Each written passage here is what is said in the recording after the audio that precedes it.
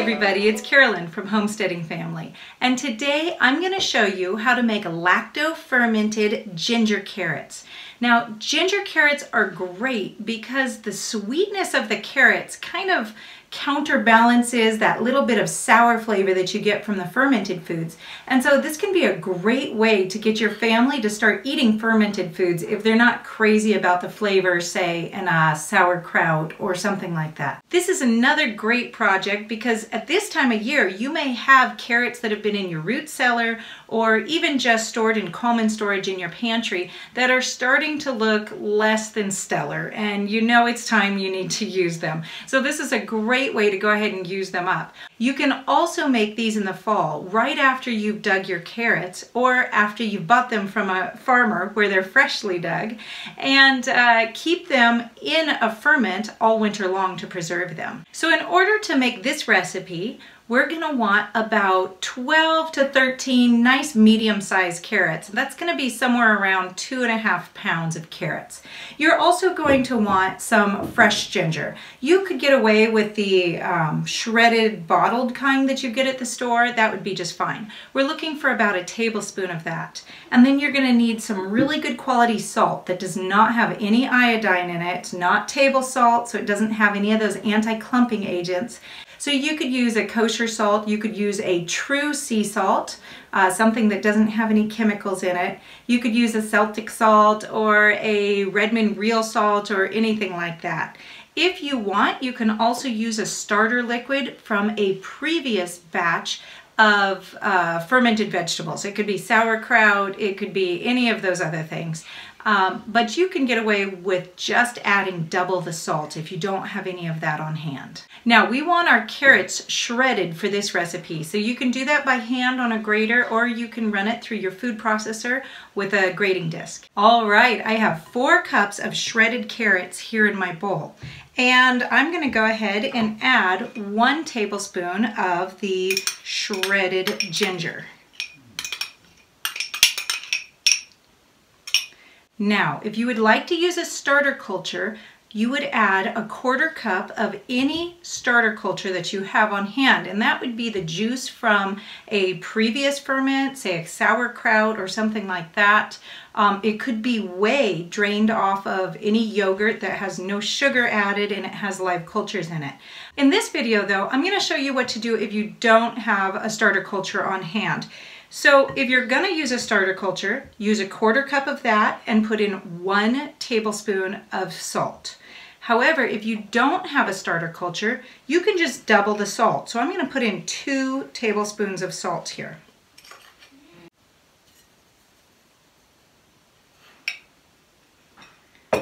Great. Now, I am just going to stir that around, give it a good mix to mix in all those flavors together and get that salt distributed throughout.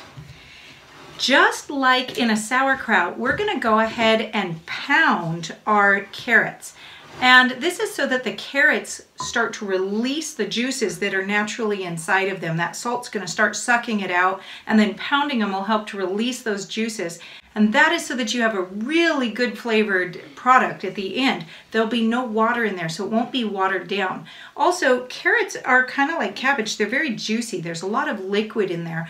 And so if you don't go ahead and get that juice out and you add liquid on the top, well, that salt will eventually pull that juice out and your jar will overflow, and then you'll have a big mess, and we don't need any more messes than we already have on hand.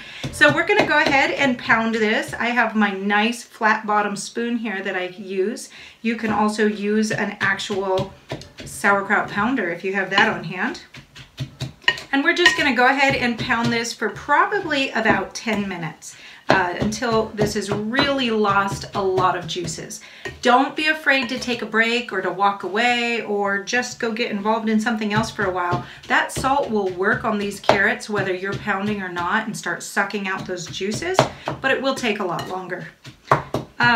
If you do walk away and take a break, make sure that you leave this covered so that you don't end up with any fruit flies or anything like that in there.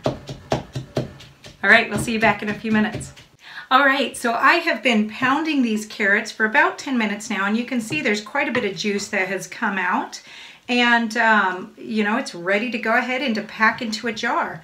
So I am going to get my very clean quart jar and my stainless steel funnel. And I'm going to go ahead and pack these carrots right on in.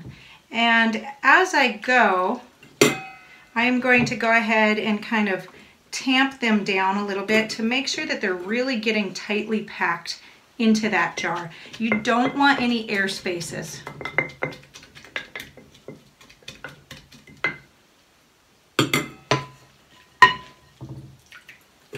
Now, one of the things that I meant to mention earlier was that, you know, if you use the extra salt instead of the starter culture, you know, the downside of that is that it really does add that extra salt. It gets fairly salty. So you have to think about how you want to use this in the long run.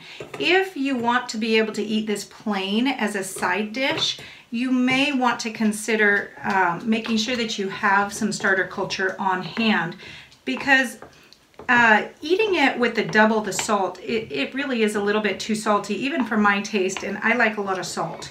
So I'm packing this guy in here pretty good. But on the other hand, instead of just eating it plain, you can definitely top some food with it. And one of my favorites is to top this with, to put this over rice, cooked rice. It makes such an amazing quick meal, and it's so healthy for you. It flavors up that rice just in a wonderful way. It's a really great way to go. Okay. So now I'm going to go ahead and make sure I get my liquid in there, even though I have a little bit of extra carrot I'm not going to use, because I want to make sure I get all that salt that I put in into my jar here. One of the challenges that we have with using a shredded food for fermenting is that whenever you're fermenting food, you need to keep it under the liquid level. And you know, the shredded food just has all these little parts that want to pop up. If we were doing sauerkraut, we would take the thick, good outer leaves of the cabbage before we shredded it and use that as kind of a weight to keep it underneath the water.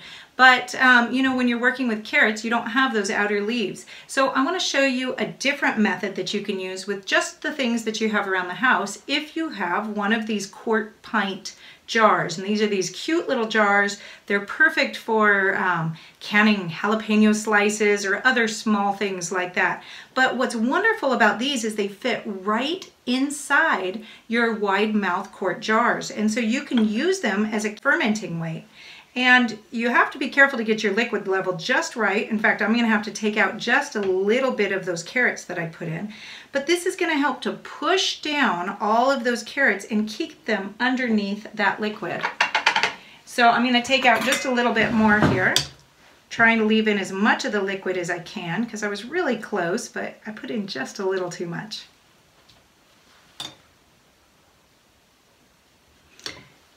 Now, of course, I can take all of these carrots that are still over here, I can pound them a little bit more to get a little bit more juice out of them, and I can pack them all into a pint-sized jar too, so that'll work out just fine for me.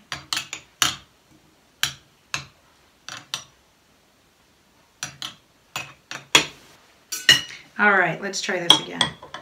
There we go, just right, perfect. So now I have these totally submerged in liquid. They can't come up because of this jar here, and I'm going to use just a regular storage lid to go ahead and hold this down. And this is going to make a great fermenting vessel. Now I'm only putting this on so tight, I'm not tightening it way down because I really don't want to create an airtight situation. That's really hard to do with these storage lids anyways. They're not airtight generally. So, you know, just as long as you don't have it tightened all the way down, you should be just fine with that. Now, I'm going to leave this out on the counter for about 3 days and taste it at that point and see if it has a nice fermented fizzy flavor. It should smell great. It should taste great. It will taste a little pickled, a little sour. But it'll be wonderful after about 3 days usually. And once I'm happy with the flavor, I'm going to transfer this to cold storage. By cold storage, I mean anything under about 55 degrees and above freezing. So the refrigerator is what most of us modern people use, but a cool place in the pantry, a wine cooler, if you have a cellar, that's ideal. All of those places, as long as it's kept cool, will keep it from fermenting too quickly the rest of the way.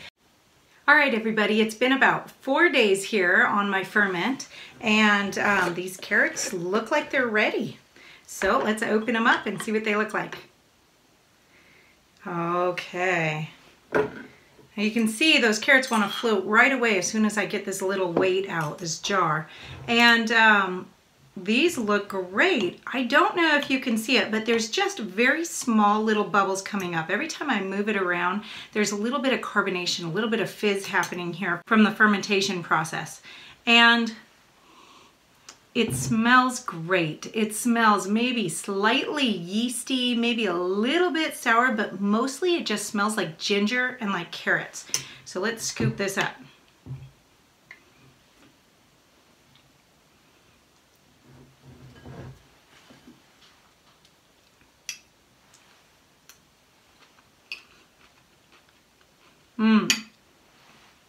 That is really good.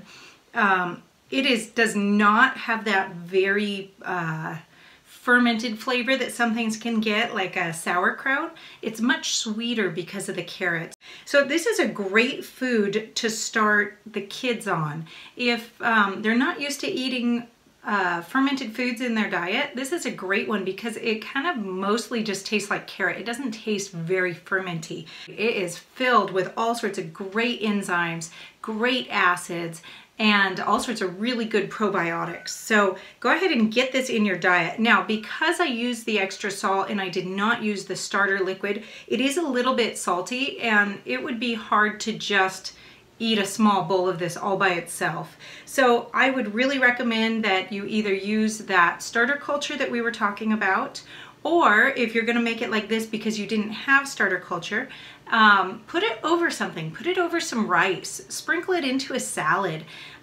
Serve it along with, you know, put it at the very end of making a stir fry. Put a bunch of this in and mix it all in there.